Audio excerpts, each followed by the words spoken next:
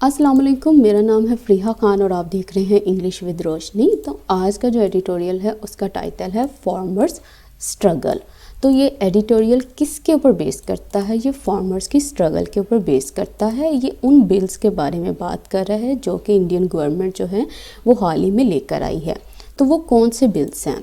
तो वो ये 3 बिल्स हैं। इनके बारे में मैं आपको थोड़ा थोड़ा बता दूं ताकि ना इस एडिटोरियल को समझने में आपको आसानी हो। तो ये जो फर्स्ट बिल है ना वो है farmers produce trade and commerce promotion and facilitation bill 2020। तो वो ये वाला बिल है, ठीक है। इस बिल में क्या होता था? इस बिल में ये है कि किसान ना अपनी फसल को मुल्क के किसी भी हिस्से में ले जाकर सेल कर सकता है। पहले कहाँ पे करता था? लोकल मार्केट होती थी, सरकारी मंडी थी, ठीक है, जिसका नाम है APMC। और वहाँ क्या होता था? वहाँ फार्मर्स और होलसेलर्स और रिटेलर्स के दरमियान में एक मिडल मैन होता था जो डील करता था, ठीक है। और मैक्सिमम जो प्रॉफिट होता था वो मिडल मैन के पास चला जाता था और इसमें एक फ़ीस होती थी जो ये गवर्नमेंट लेती थी। तो अब इंडियन गवर्नमेंट ने ये बोला है कि अब सरकारी मंडी के साथ साथ ना एक प्राइवेट मार्केट भी होगी, ठीक है, एक प्राइवेट मंडी भी होगी। लेकिन इसमें गवर्नमेंट का कोई कंट्रोल नहीं होगा, जैसा कंट्रोल जो है वो APMC में होता था। अब इसका पॉजिटिव पॉइंट क्या है? अब इसका पॉजिटिव पॉइंट ये है गवर्नमेंट के पॉइंट ऑफ व्यू से कि इस तरह से किसानों को अच्छी प्राइस मिल जाएगी और वो मुल्क के किसी भी हिस्से में ना सेल कर सकेंगे। लेकिन अब यहाँ पे ये जो प्रोटेस्ट हो रहा है वो किस बात पे हो रहा है? वो प्रोटेस्ट इस बात पे हो रहा है कि जब किसान जो है ना अपनी फसल लेकर APMC में जाता था, सरकारी मंडी में जाता था ना, जब वहाँ पे उसकी बोली लगती थी, तो ऐसे में गवर्नमेंट ने ना MSP पॉलिसीज़ जो है ना वो पहले से तय कर दी हुई थी। इस पॉलिसी में क्या होता था? इसमें ये होता था कि इस प्राइस से कम जो है ना वो फसल कोई नहीं ख़रीद सकता, ताकि जो किसान है ना उनको घाटे से बचाया जा सके। मतलब उसने एक प्राइस तय करती होती थी कि इससे कम नहीं होगी सेल, ताकि ज़्यादा से ज़्यादा जो है ना वो किसानों को ना फिर भी फ़ायदा पहुँचे। तो अब न्यू ये जो चीज़ आई है ना, ये जो न्यू लॉज हैं उनमें ये जो MSP है ना ये कहीं पे नज़र नहीं आ रही इनको। अच्छा, जो सेकंड बिल है वो कौन सा? वो है the farmers empowerment and protection agreement on price assurance and farm service act 2020। अच्छा, इसमें क्या है? इसमें यह है कि अब किसान और जो इंस्टीट्यूशनल बायर्स हैं ना इनके दरमियान में डायरेक्ट एग्रीमेंट होगा। मतलब इनके दरमियान में कोई भी मिडल मैन नहीं होगा। तो इसमें क्या होगा? जितनी भी ये जो फसल है उसकी क्वांटिटी क्या होगी, उसकी क्वालिटी क्या होगी, उसकी प्राइस क्या होगी, सब कुछ पहले से तय हो जाएगी। तो गवर्नमेंट के हिसाब से इसका प्लस पॉइंट क्या है? इसका प्लस पॉइंट ये है कि कल को अगर मार्केट में रेट डाउन्स भी होते हैं तो ये जो किसान हैं इनको वही कीमत मिलेगी जो पहले इन्होंने एग्रीमेंट के वक्त डिसाइड की थी। तो अब इसका नेगेटिव पॉइंट क्या है? इसका नेगेटिव पॉइंट ये है कि अगर किसानों के साथ कल को खुदा न खास्ता अगर इनके साथ कोई धोखा होता है तो किसान हार जाएगा, ठीक है, क्योंकि इसको इतने कवानीन का नहीं पता जितना इतने बड़े बड़े बिजनेसमैन को पता है। तो मतलब यहाँ पे धोखे के चांसेस भी ज़्यादा हैं। अब ये जो थर्ड बिल है वो है the essential commodities amendment bill 2020। मतलब ये एक जो बिल था ना कमोडिटीज़ का, उन्होंने बताया हुआ था कि ये वाली जो चीज़ें हैं, ये जो अशियाँ हैं, आप इनको होल्ड नहीं कर सकते, इनको ज़ख़ीरा नहीं कर सकते। अब उसमें अमेंडमेंट ले आए हैं, उसमें तब्दीलियाँ ले आए हैं। तब्दीलियाँ क्या लेके आए हैं? अब उन्होंने कहा है कि ये कुछ सीरियल्स हैं, कुछ अनाज, दालें हैं, दाल हैं, आलू प्याज हो गया, ऑयल हो गया, तो अब उन्होंने कहा है कि इनका आप ज़ख़ीरा कर सकते हैं। अब इससे क्या होगा? अब ये जो बड़ी बड़ी कंपनीज़ हैं ना ये किसानों से ना कम कीमत में ये ख़रीद करना इसका ज़ख़ीरा कर लेंगी, इसका स्टॉक लगा देंगी, ठीक है। जब ये इसको ज़ख़ीरा कर लेंगी ना तो वो बाद में इन चीज़ों की ना प्राइस कंट्रोल करेंगी और ज़्यादा से ज़्यादा मुनाफा जो है ना वो हासिल करेंगी। तो अब ये 3 बिल थे, इनके ऊपर लेकर जो है ना वो प्रोटेस्ट हो रहे हैं। तो आई होप कि अब ये एडिटोरियल जो आगे है वो आपको समझ आ जाएगा। तो चलिए इसे स्टार्ट करते हैं। तो आज के एडिटोरियल में बहुत अच्छी वो कैप का इस्तेमाल हुआ है और यहाँ पे हमने थर्ड कंडीशन को भी आज के एडिटोरियल में किया है। तो चलिए स्टार्ट करते हैं। इंडियन फार्मर्स, वो कह रहे हैं इंडियन जो फार्मर्स हैं हैव बीन ब्रेविंग, वो क्या कर रहे हैं? बर्दाश्त कर रहे हैं, एंड्योर कर रहे हैं। किस चीज़ को? पुलिस वायलेंस को। एंड और किस चीज़ को? इंक्रिंग, तो वो कह रहा है कि सफ़र कर रहे हैं, इसका मतलब ये सस्टेन करना, एक्सपीरियंस करना, किसको, एब्यूसिव, बहुत ही ख़राब आउटबर्स्ट को, एक इमोशन को, गुस्से को, किससे, फ्रॉम प्रो गवर्नमेंट मीडिया, उस मीडिया से जो कि प्रो गवर्नमेंट है, मतलब जो कि इसका हामी है। अच्छा, किस लिए टू लगा के बता रहा है, टू स्ट्रिक्टली कहता फोर्सफुली जो रिजेक्ट करना है रीसेंट लॉज को, और ये वो लॉज हैं, वो कवानीन हैं जो कि पास किए गए हैं किसके ज़रिए, प्राइम मिनिस्टर नरेंद्र मोदी की गवर्नमेंट के ज़रिए। तो वो यहाँ से यहाँ तक हमारा सेंटेंस है, ठीक है। इसमें वो बात कर रहा है कि जो इंडियन फार्मर्स हैं वो एक्सपीरियंस कर रहे हैं पुलिस वायलेंस को और बर्दाश्त कर रहे हैं बहुत ही ख़राब किस्म के गुस्से को। ये गुस्सा किससे है, उस मीडिया से है जो कि प्रो गवर्नमेंट है, जो कि इसका हामी है। क्यों, क्योंकि रिजेक्ट करने के लिए, ठुकराने के लिए उन रीसेंट लॉज को, उन हालिया कवानीन को जो कि पास किए गए थे प्राइम मिनिस्टर नरेंद्र मोदी की गवर्नमेंट के ज़रिए। अब देखो, इंडियन फार्मर्स जो है हमारा सब्जेक्ट है, ठीक है। देखो ये जो फार्मर्स है ना, असल में ये हमारा सब्जेक्ट है। ये जो इंडियन नज़र आ रहा है यहाँ पे, ये एडजेक्टिव का काम कर रहा है, ठीक है। कौन से फार्मर्स, इंडियन फार्मर्स हैं। उसके बाद उसने कहा है ब्रेविंग। देखो ब्रेव को जब हम वर्ब के तौर पर इस्तेमाल करते हैं, इसका मतलब होता है एंड्योर करना, पुट अप विद करना, बर्दाश्त करना, बेयर करना, विद स्टैंड करना, उसका सामना करना। तो ये सारे का सारा काम कौन कर रहे हैं, इंडियन फार्मर्स कर रहे हैं। और ब्रेव किस चीज़ को कर रहे हैं, पुलिस के वायलेंस को कर रहे हैं। और यहाँ पे इस्तेमाल हुआ है प्रेजेंट परफेक्ट कंटिन्यूस का structure. Has been, have been के बाद क्या आया है, VING आया है। इंकरिंग का मतलब क्या होता है, इसका मतलब भी होता है सफ़र करना, सस्टेन करना, एक्सपीरियंस करना। आउटबर्स्ट किसको बोलते हैं, देखो आउटबर्स्ट के 2 मीनिंग होते हैं। एक होता है sudden release of strong emotion, specially anger. अक्सर हम लोग कहते हैं कि वो इंसान जो था ना वो गुस्से से फट पड़ा, मतलब गुस्से में मतलब इतना बोलना स्टार्ट कर दिया उसने। वो जो स्ट्रॉन्ग इमोशन है, वो जो गुस्सा है, उसके लिए भी आउटबर्स्ट का वर्ड इस्तेमाल होता है। दूसरा होता है सडन, अचानक से अक्रंस होना किसी ख़ास एक्टिविटी का, अचानक से कोई एक्टिविटी का स्टार्ट हो जाना। तो यहाँ पे क्या है, वो जो अचानक से एक गुस्सा था इस मीडिया की तरफ से। स्ट्रिक्टली का मतलब होता है फोर्सफुली, मतलब साफ साफ फोर्सफुली मुंह पे आके उन्होंने ये रिजेक्ट किया है इन लॉज को। अब देखो यहाँ पे बाय आया, बाय लगा के उसने बताया है कि ये वो कौन से कवानीन हैं जो कि पास किए गए हैं प्राइम मिनिस्टर नरेंद्र मोदी की गवर्नमेंट से। तो बाय के ज़रिए क्या हुआ है, डूअर का जिक्र किया गया है। द लॉज कह रहा है ये जो लॉज हैं, कौन से लॉज, ये ख़ास लॉज की बात कर रहा है, इसलिए द आर्टिकल का इस्तेमाल किया गया है। पास्ट इन सितंबर कहता है, जो कि पास हुए थे सितंबर में, आर परसीव्ड, उसको कंसीडर किया जाता है, उसको देखा जाता है एज किसके रूम में, फेवरिंग, कि ये फेवर करता है किसको, इंडियाज़ बिग बिजनेसेस, इंडिया के बड़े बड़े बिजनेसेस को। किस तरह, इन एन अनइक्वल बार्गेन, मतलब एक ऐसे सौदे में जो कि बिल्कुल अनइक्वल है, बिल्कुल भी बराबर नहीं है। तो वो ये बात कर रहा है कि ये जो लॉज जो थे ना, ये जो कवानीन थे जो पास हुए थे सितंबर में, उनको देखा जाता है कि ये तरफदारी करता है, ये फेवर करता है इंडिया के बड़े बड़े बिजनेस की।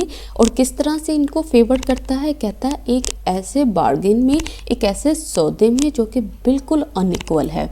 किस तरह से, एक साइड पे बड़े बड़े बिजनेसेस हैं और दूसरी तरफ पे कौन है, किसान हैं। तो इसलिए इसने ये बात की है। अमंग द स्टिकिंग पॉइंट्स, कहता वो पॉइंट्स जो स्टिक करते हैं, वो ये जो सारी की सारी डिस्कशन को रोकते हैं, वो कौन सी है, इज़ एन ऑफिशियल अवेयन, किस सरकारी तौर पर एक मुखालफत है, किसकी तरफ, to a minimum support price, इसकी तरफ।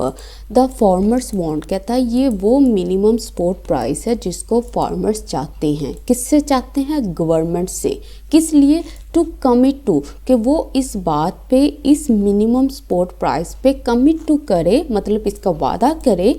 आ सब्सिडी, कहता है ये एक सब्सिडी होती है दैट, जो कि मोस्ट कैपिटलिस्ट सिस्टम, जो कि जितने भी ज़्यादातर सरमायादार जो सिस्टम्स होते हैं, अकॉर्ड वो देते हैं देयर एग्रीकल्चर, अपने एग्रीकल्चर को, बट लेकिन विच हैज़ बीन फ्रॉन, लेकिन यहाँ पे क्या हो रहा है, जिसको डिसअप्रूव किया जा रहा है इन इंडिया में, सिंस कब से, द एडवेंट, आने से, किसके आने से, ऑफ द 1990s की फ्री मार्केट पॉलिसीज से। अच्छा, वो कह रहा है कि जितने भी स्टिकिंग पॉइंट्स हैं ना, उनके दरमियान में से एक है, वो क्या है, सरकारी तौर पर मुखालफत, किसकी तरफ, उस मिनिमम सपोर्ट प्राइस की तरफ, जो कि फार्मर्स चाहते हैं गवर्नमेंट से कि वो इसका वादा करे। कहता आ सब्सिडी, कहता एक ऐसी सब्सिडी होती है जो कि ज़्यादातर जो सरमाया सिस्टम्स होते हैं वो देते हैं अपने एग्रीकल्चर को, बट लेकिन वो कह रहा है कि ये जो चीज़ है इसको डिसअप्रूव किया जा रहा है इंडिया में उस वक़्त से, जब से स्टार्ट हुआ है 1990s की फ्री मार्केट पॉलिसीज़ का। तो वो ये बात कर रहा था। अच्छा, स्टिकिंग पॉइंट्स क्या होते हैं, देखो स्टिकिंग पॉइंट, स्टिक करना क्या होता है, चिपकाना, ठीक है। स्टिकिंग पॉइंट डिस्कशन में वो पॉइंट होता है जिससे क्या होता है, आप किसी एग्रीमेंट पे नहीं पहुंच जाते। क्यों? क्योंकि वो पॉइंट जो है वो आपको स्टिक किए रखता है। वो कहते हैं कि जब, जैसे वो कहते नहीं है कि आप हमारी मांग पूरी करो, तो वो जो मांग होती है वो क्या होता है, वो एक स्टिकिंग पॉइंट होता है, जिसकी वजह से वो किसी एग्रीमेंट की तरफ नहीं पहुँच पाते। एवर्जन का मतलब होता है ओपोजिशन, एंटीपैथी मतलब सर्दिली, अनफ्रेंडलीनेस, बिटरनेस, कड़वाहट रखना, मुखालफत करना, ये सब के सब किस लिए इस्तेमाल होते हैं, एवर्जन के लिए इस्तेमाल होते हैं। अच्छा, मिनिमम सपोर्ट प्राइस क्या होती है, ये मैंने पहले बता दी थी। इसका मतलब होता है कि गवर्नमेंट जो है वो मिनिमम सपोर्ट प्राइस को ना फिक्स कर देती है, बिल्कुल डिसाइड कर देती है।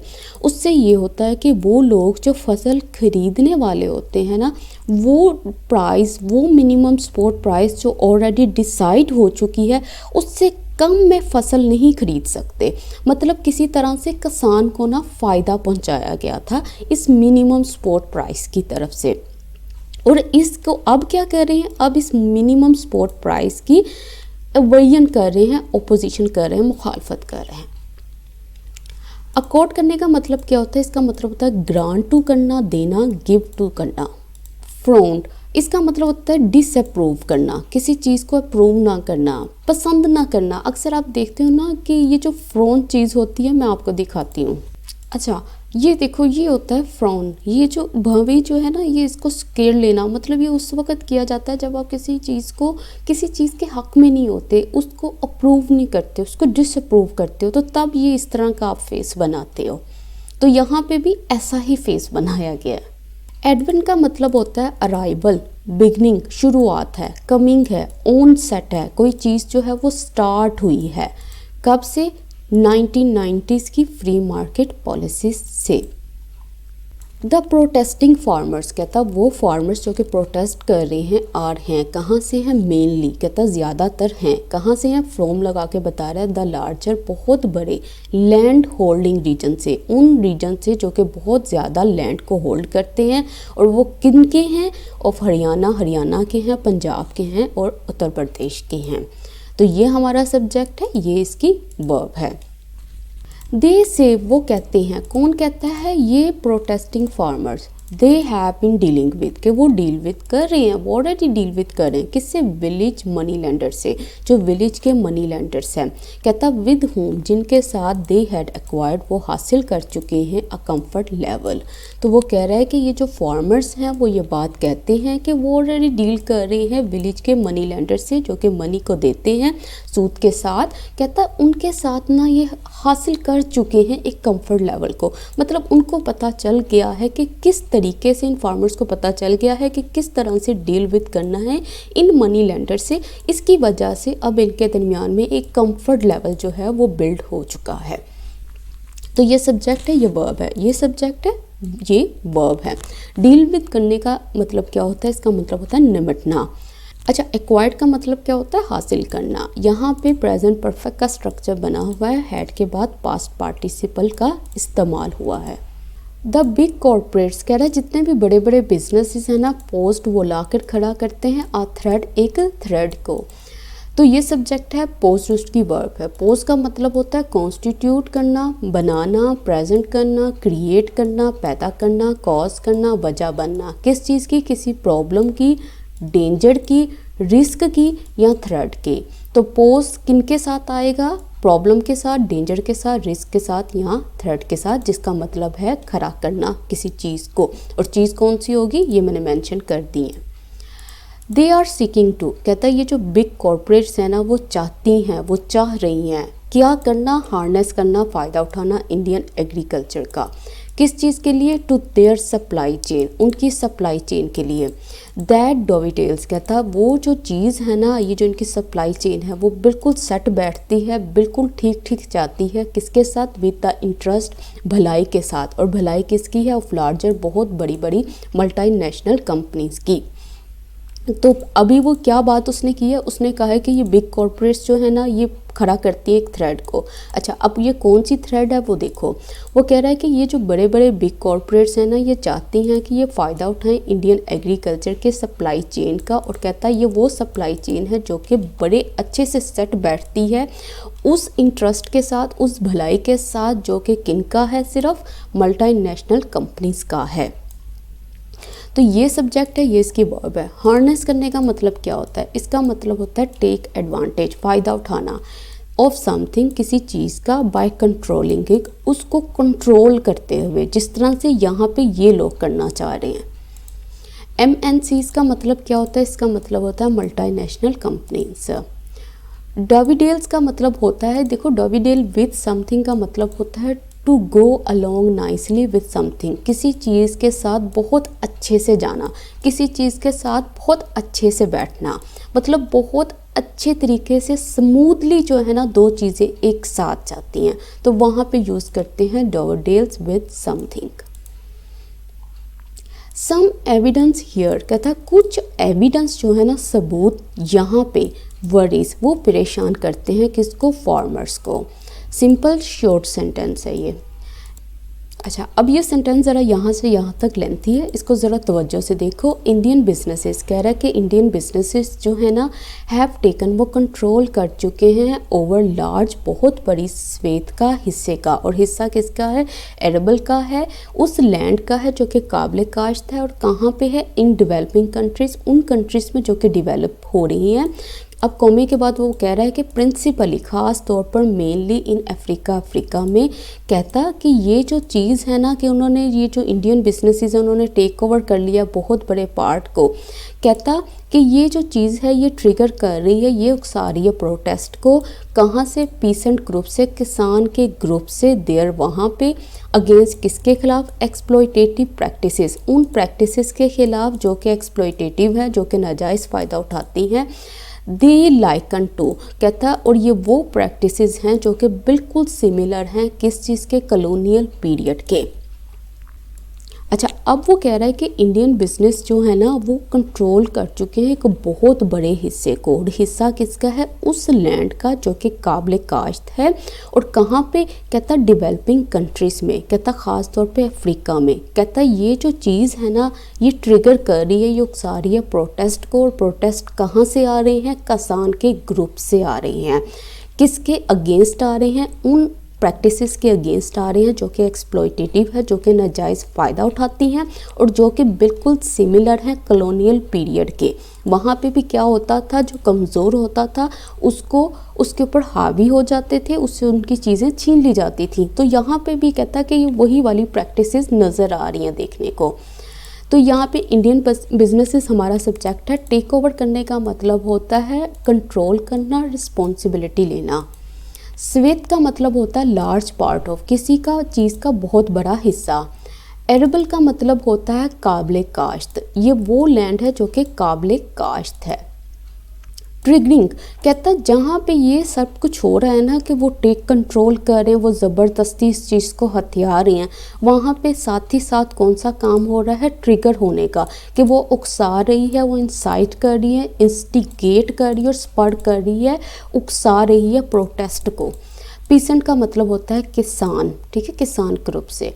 एक्सप्लॉयटेटिव का मतलब होता है वो चीज़ें जो कि नाजायज़ फ़ायदा उठाती हैं। किसी को एक्सप्लॉयट करने का मतलब क्या है, इसका मतलब यही होता है कि किसी चीज़ का, किसी इंसान का नाजायज़ फ़ायदा उठाना और उसके पीछे सिर्फ आपका मकसद हो और आपके ही का फ़ायदा हो। लाइकन का मतलब होता है सिमिलर टू, मतलब बिल्कुल इन चीज़ों की तरह। द फार्मर से कहता है ये जो फार्मर्स हैं वो कहते हैं दे हैव कम प्रिपेयर्ड, वो बिल्कुल तैयार हो चुके हैं फॉर 6 मंथ, 6 महीनों के लिए। अच्छा, किस लिए तैयार हो चुके हैं? टू चोक, रोकने के लिए, ब्लॉक करने के लिए दिल्लीज आर्टियर रोड्स, दिल्ली की जो बड़ी बड़ी रोड है ना उनको ब्लॉक करने के लिए। तो वो ये बात कर रहा है, सिंपल सेंटेंस है, फार्मर्स जो हैं वो मुकम्मल तौर पर तैयार हैं, 6 महीनों के लिए वो चोक कर देना चाहते हैं दिल्ली की बड़ी बड़ी रोड्स को। तो ये सब्जेक्ट है, ये वर्ब, फिर सब्जेक्ट, फिर वर्ब। चोक करने का मतलब होता है कंट्रोल करना, रिस्ट्रेन करना, कर्ब करना, इन सब का मतलब है रोक लगा देना, ब्लॉक कर देना। आरटीएल का मतलब होता है मेजर और मेन रूट, ठीक है, जो मेन रूट है, मेजर जो सड़कें हैं ना उनको ब्लॉक करना चाहते हैं। इट कुड बी एक्सटेंडेड, कहता है कि अब ये जो टाइम पीरियड है ना, ये जो उसने बताया, कहता है ये एक्सटेंड भी हो सकता है। कब तक? कहता है टू एंश्योर, उस वक़्त तक जब तक ये पक्का ना कर दें। किस चीज़ को? अ रिपील, एक कैंसिलेशन को। अच्छा, कैंसिलेशन किसकी है? ऑफ द कंट्रोवर्शियल लॉज, उन लॉज की जो कि फुल ऑफ कंट्रोवर्सी हैं। तो वो ये बात कर रहे हैं कि ये जो टाइम पीरियड है इससे भी ज़्यादा हो सकता है। तो रिपील का मतलब क्या होता है? क्वेश्चन, कुचलना, कैंसिलेशन करना, विड्रॉल करना, वापस ले लेना, मतलब जो कवानीन बनाए हैं उनको कैंसिल कर दें, उनको विड्रॉ कर लें, उनको पीछे हटा दें। ऑलरेडी कहता पहले ही द स्टैंड ऑफ, कहता है ये जो स्टैंड ऑफ आया है, ये जो ब्लॉकेज आई है, ये जो स्टेलमेट आया है, इस बीइंग सीन, इसको देखा जा रहा है एज अ पॉलिटिकल लाइबिलिटी, सियासी जिम्मेदारी के तौर पर। Mister Modi had not anticipated, कहता है ये वो लाइबिलिटी है जिसको मिस्टर मोदी ने कभी एक्सपेक्ट नहीं किया, कभी एंटिसिपेट नहीं किया। अच्छा, वो कह रहा है कि पहले से ही ये जो स्टैंड ऑफ आ गया ना एक गवर्नमेंट और फार्मर्स के बीच में, इसको देखा जा सकता है सियासी जिम्मेदारी के तौर पर। और कहता है ये वो जिम्मेदारी है जिसको मिस्टर मोदी ने तो कभी एंटिसिपेट ही नहीं किया था, कभी एक्सपेक्ट ही नहीं किया था। तो ये चीज़ है, ये सब्जेक्ट है, ये इसकी वर्ब है। इज़ बीइंग सीन, इसको देखा जा रहा है। देखने वाले कौन है? ये हम सब लोग हैं, ठीक है, हम लोग इसको ऐसे देख रहे हैं। स्टैंड ऑफ का मतलब होता है ग्रिडलॉक, डेडलॉक, इम्पास। ये मैंने कल के एडिटोरियल में भी आया था कि ग्रिडलॉक, डेडलॉक, इम्पास ये वो सूरत-ए-हाल होती है जब कोई दो पार्टीज़ जो हों वो किसी कंक्लूजन पर ना पहुँचें, ठीक है, वो दोनों अड़ के बैठी रहें। तो वो जो सिचुएशन होती है, वो जो मूवमेंट होता है, उसको बोलते हैं ग्रिडलॉक, डेडलॉक, इम्पास और स्टेलमेट भी बोलते हैं और स्टैंड ऑफ भी बोलते हैं। लाइबिलिटी किसको कहते हैं? रिस्पॉन्सिबिलिटी को, ड्यूटी को। एंटिसिपेट करना क्या होता है? एक्सपेक्ट करना, तवक्को करना, गैस करना, ख्याल सोचना किसी चीज़ का। द स्वदेशी जागरण मंच, कहता है ये जो मंच है विच इज़ एफिलेटेड, जो कि मुंसलिक है किससे? आरएसएस से। हैज़ टर्म, कहता वो नाम दे चुका है, डेजिग्नेट कर चुका है द 3 फॉर्म बिल्स, ये 3 फॉर्म जो बिल्स थे इनको क्या नाम दे चुका है? क्लियर्ड, कि ये जो हैं ये बिल्कुल पास्ट हैं। किसके ज़रिए? बाय बोथ हाउसेस, दोनों हाउसेस के ज़रिए। और हाउसेस किसके हैं? पार्लियामेंट के। और किसके दौरान? कहता अमिट बहुत सारे मच प्रोटेस्ट के। और प्रोटेस्ट किसके तरफ से है? बाय लगा के बता रहा है, ओपोजिशन की तरफ से। अब वो कह रहा है कि ये जो मंच है जो कि लिंक करता है आरएसएस से, उसने क्या किया है? उसने टर्म कर दिया है इन तीनों फॉर्म बिल्स को कि ये बिल्कुल क्लियर हैं। और किसके ज़रिए? दोनों हाउसेस के ज़रिए जो कि पार्लियामेंट के हैं, और वो भी उस वक़्त जब प्रोटेस्ट जो है वो बहुत ज़्यादा है ओपोजिशन के ज़रिए। तो अब ये सब्जेक्ट है। अब इसकी जो वर्ब है वो ये है, ये वाला जो मंच है इसने टर्म किया है। अच्छा, अब ये इसके बारे में थोड़ी इन्फॉर्मेशन प्रोवाइड की गई है कि ये वो ऑर्गेनाइजेशन है जो कि एफिलेटेड है, जो कि लिंक करती है आरएसएस से। तो एफिलेटेड का मतलब क्या होता है? ऑफिशियली अटैच्ड और कनेक्टेड टू एन ऑर्गेनाइजेशन, किसी से ऑफिशियली तौर पर अटैच्ड होना, कनेक्ट होना। इसकी भी डेफिनेशन मैंने यहाँ पे थोड़ी सी लिखती है, इसको आप देख लीजिएगा। क्लियर्ड का मतलब क्या है, टू गिव देना ऑफिशियल परमिशन, कि अब कानूनी तौर पर इजाज़त है फॉर समथिंग, किसी चीज़ को। तो परमिशन दे दी है किन चीज़ों की पास करने की, इन 3 फॉर्म बिल्स को। बुलडोजिंग कहता है ये जो डिमोलिश करना है ना बिल्स को इन पार्लियामेंट में हैज़ बिकम, वो बन चुका है अ फीचर, एक खसूसियत किसकी, ऑफ द मोदी गवर्नमेंट की, विच हैड यूज्ड कहता है जिसको उसने इस्तेमाल किया था, सिमिलर कहता इसी तरह का कुछ था, क्या था, एम्बश था, एक सरप्राइज टैक्टिक था, एक अटैक था, किस चीज़ के लिए, डिसमेंटल करने के लिए, हटाने के लिए, किसको, द स्पेशल स्टेटस, ये जो ख़ास स्टेटस था किसका, इंडियन हेल्ड कश्मीर का।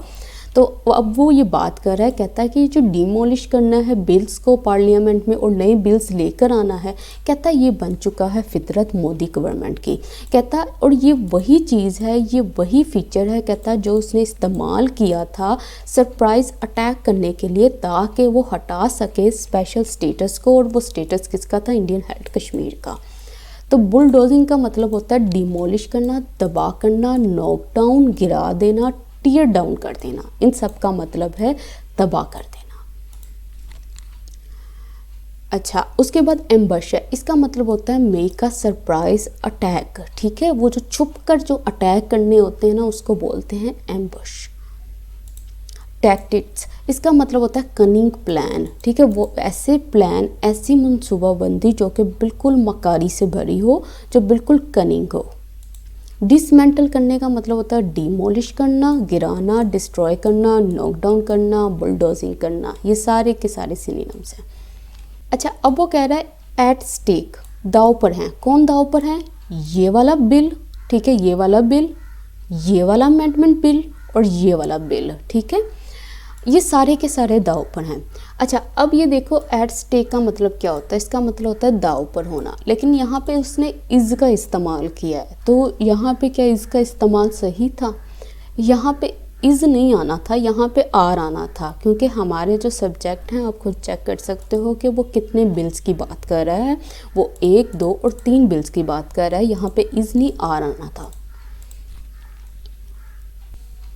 द गवर्नमेंट्स रिस्पॉन्स कहता है अब गवर्नमेंट का जो रिस्पॉन्स है रद्द अमल सो फार अब तक है स्वंग, ठीक है, स्वंग का मतलब क्या होता है, ये स्विंग से निकला, जैसे झूला झूलते हैं ना वो आगे जाता है पीछे जाता है, तो उसका जो रिस्पॉन्स है ना वो झूलता था, ठीक है, आगे पीछे जाता था। बिटवीन किस चीज़ के दरमियान से, कॉर्डियली मीटिंग फार्मर लीडर्स के, ये जो फार्मर लीडर्स थे उनके दरमियान में ये जो अच्छी अच्छी मीटिंग्स करना, और किसके दरमियान में, एंड डिस्क्राइबिंग और बयान करना दैम उनको एज एंटी नेशनल्स के वो मुल्क के दुश्मन हैं। तो अब वो कह रहे हैं कि गवर्नमेंट का जो रिस्पॉन्स था, जो रद्द अमल था, वो 2 चीज़ों के दरमियान में झूलता रहा, ठीक है, वो 2 चीज़ें कौन सी थी, एक तो वो फार्मर्स के साथ बड़ी कॉर्डियली मतलब बहुत ही दोस्ताना मीटिंग्स करता रहा, और दूसरी तरफ वो इनको कहता रहा कि ये कौन है, ये एंटी नेशनल्स हैं। एंटी नेशनल्स का मतलब क्या, अपोज्ड हैं, होस्टाइल हैं टूवर्ड्स किसकी तरफ, नेशन, मुल्क की तरफ, ये मुल्क के दुश्मन हैं, एंटी नेशनल्स हैं। अच्छा, कॉर्डियली देखो, कॉर्डियली में इस्तेमाल हुआ है को का मतलब होता है एक साथ, ठीक है। अब उसने कहा है कि जब कोई इंसान कॉर्डियली मीटिंग करता है ना, तो इसका मतलब है उसकी जो मीटिंग है वो बहुत ही दोस्ताना है, बहुत ही नाइस, बहुत अच्छे तरीके से है। टीवी चैनल्स कहता है TV channels loyal to mister Modi, जो मिस्टर मोदी के वफादार हैं, हैव कॉल्ड, वो कॉल कर चुके हैं, वो पुकार चुके हैं किसको, पीसफुल प्रोटेस्ट को, as the work of Khalistanis and Maoist. कह रहा है कि जो टीवी चैनल्स थे जो मिस्टर मोदी के बड़े ही वफादार हैं, उन्होंने कहा कि ये जो प्रोटेस्ट हो रहे हैं ना, ये काम है इन दोनों का। तो अब ये 2 जो हैं इनकी डेफिनेशन मैंने यहाँ पे लिख दी है, इसको आप देख लीजिएगा। अबाउट एन एलिगेशन कहता उस इल्ज़ाम के मुतालिक, कौन सा इल्ज़ाम, दैट ये कहता ओपोजिशन कांग्रेस पार्टी, कहता है ये जो ओपोजिशन कांग्रेस पार्टी है वॉज इंस्टिगेटिंग, वो इंस्टिगेट कर रही थी, उकसा रही थी किसको, फार्मर्स को, किस काम के लिए, टू डिस्टेबलाइज, कि वो डिस्टेबलाइज कर दें मिस्टर मोदी को, अब पंजाब फार्मर सेट कहता है, एक पंजाब फार्मर ने कहा, इफ़ द कांग्रेस कहता है अगर कांग्रेस हैड द मीन्स, अगर ये ज़रिए रखती टू मोबिलाइज असम्बल करने के लिए, इकट्ठा करने के लिए hundreds of thousands of farmers, इतने सारे फार्मर्स को, देयर वुमेन उनकी औरतों को, उनके बच्चों को इंक्लूडेड जो शामिल हैं, the party would have von, तो पार्टी जो है ना अब तक जीत चुकी होती द जनरल इलेक्शन को। तो अब वो ये बात कर रहा है, कहता है कि ये जो इल्ज़ाम थे ना, ये जो एलिगेशन थी कि ओपोजिशन कांग्रेस पार्टी जो है ना ये उकसा रही है फार्मर्स को कि आप क्या करो, आप डिस्टेबलाइज कर दो मोदी गवर्नमेंट को। मतलब क्या है, मतलब कि उनका जो सिस्टम है वहाँ पे क्योस ले आओ, वहाँ पे डिसऑर्डर ले आओ। तो कह रहा है कि पंजाब फार्मर ने कहा कि अगर ये कांग्रेस जो है ना उस वक़्त अगर ये मीन्स रखती, ज़रिए रखती कि वो सारे कितने भी फार्मर्स हैं उनको मोबिलाइज कर देती है, संभल कर देती है, इकट्ठा कर देती है, उनकी औरतों को, उनके बच्चों को, तो ये जो पार्टी है ना, ये जो कांग्रेस पार्टी है वो जीत चुकी होती जनरल इलेक्शन को। तो इंस्टिगेटिंग का मतलब क्या होता है, ये फिर वही आ गया। देखिए ये इंस्टिगेट हो गया, पोज हो गया, स्टेलमेट हो गया, स्टैंड ऑफ हो गया, डेडलॉक हो गया, कंटेन हो गया, ये ऐसे वर्ड्स हैं जो आपको आए दिन किसी ना किसी एडिटोरियल में ज़रूर मिलेंगे। तो सबसे पहले एक आप काम करो, ये जो आपने उर्दू डिक्शनरीज रखी हुई है ना, इसको बिल्कुल बंद कर दो, ठीक है। जितना आप इनके मीनिंग्स इंग्लिश में ही सर्च करोगे ना, उतनी आपकी वोकैब इंक्रीज़ होगी। अभी मैंने इतने सारे वर्ड्स आपको सारे बता दिए, आपको इसी तरह सारे याद हो जाएंगे, ठीक है। इसका मतलब होता है किसी चीज़ की शुरुआत करना। डिस्टेबलाइज, ठीक है, स्टेबल कोई चीज़ होती है ना तो वो बिल्कुल पुरस्कून होती है। अगर किसी चीज़ को डिस्टेबलाइज कर दो ना तो वहाँ पे क्या हो जाएगा, क्योस आ जाएगा, उद्यम आ जाएगा। इसका मतलब होता है मेक कंट्री, किसी कंट्री को, गवर्नमेंट को, लीडर को लेस इफेक्टिव बना देना। क्यों लेस इफेक्टिव बना देना, मतलब ऐसी एक्टिविटी स्टार्ट कर दी जाए जिसकी वजह से जो गवर्नमेंट है वो बहुत बुरे तरीके से मुतासिर हो। अच्छा, ये थर्ड कंडीशनल इस्तेमाल हुई है, ठीक है। ये कब इस्तेमाल होती है, ये उस वक़्त इस्तेमाल होती है जब आप फ़र्ज़ी चीज़ की बात करते हो, फ़र्ज़ी एक्शन की, फ़र्ज़ी सिचुएशन की। अगर ऐसा होता तो वैसा होता, अगर मैं, अक्सर आपने ये सुना होगा ना, आप बचपन में हम कहते थे अगर मेरे पर होते तो मैं उड़ जाता, ना तो मेरे पर होने, ना मैंने उड़ना है। तो मतलब क्या, मैं एक ऐसी चीज़ को इमेजिन कर रही हूँ जो पॉसिबल नहीं है, ठीक है। उसका रिज़ल्ट मैं चाह रही हूँ कि उसका रिज़ल्ट जो है ना ऐसा निकले, ठीक है। ना तो वो रिज़ल्ट आएगा, ना वो सिचुएशन जो है वो फैक्ट बनेगी।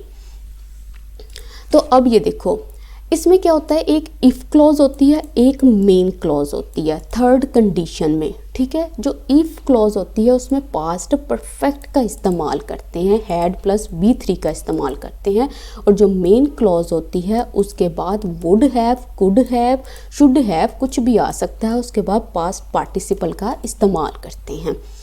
अब ये देखो, रिज़ल्ट आ गया है, ठीक है, रिज़ल्ट आ गया, कोई बच्चा था वो फेल हो गया है। अब वो बच्चा वहाँ पे बैठा हुआ है और उसकी मदर जो है वो ये सोच कर कह रही है कि if he had study harder, अगर इसने मेहनत की होती ना, अच्छे से पढ़ा होता, ही would have pass the exam, तो वो एग्ज़ाम पास कर चुका होता। तो मतलब क्या, मतलब उसकी माँ वहाँ पे बैठी हुई एक ऐसी सिचुएशन के बारे में सोच रही है कि मतलब जिसका रिज़ल्ट भी आ चुका हुआ है, जो काम हो भी चुका है, लेकिन नहीं, वो पास्ट में जाके उसको रिवाइंड कर रही है और फिर से सारी चीज़ों को अपनी मर्ज़ी के मुताबिक ला रही है और सोच रही है कि अगर तो इसने मेहनत की होती तो मेरा बेटा जो है वो पास हो चुका होता। अब सेकंड देखो, he would have been on time, वो जो बंदा है ना वो टाइम पे होता फॉर द इंटरव्यू के लिए। If he had left the house at 9, अगर वो अपना घर जो है ना वो 9 बजे छोड़ता। लड़का था, वो ऑफिस गया इंटरव्यू के लिए, वहाँ पे गया तो लेट हो गया, लेट होने की वजह से उसको जॉब नहीं मिली। तो वहाँ पे कोई बैठा हुआ इंसान जो फारिग था वो ये सोच रहा है कि अगर ये इंसान जो है ना 9 बजे घर से निकलता ना तो इस वक्त ये टाइम पे पहुंचा होता। तो मतलब क्या, मेरी नज़र में थर्ड कंडीशन ऐसा लगता है जैसे आप ना ख्याली पुलाव बनाते हो, ठीक है। आप सोचते हो अच्छा मैं ये सारी सिचुएशन को ना अपने मुताबिक करूँगा और फिर उसका ये वाला रिज़ल्ट निकलेगा। तो ये जो चीज़ होती है ये थर्ड कंडीशन होती है। तो आज का एडिटोरियल कंप्लीट हो गया है। डिफ़िकल्ट था, लेकिन मैंने कोशिश की है इसको आसान बनाने के लिए।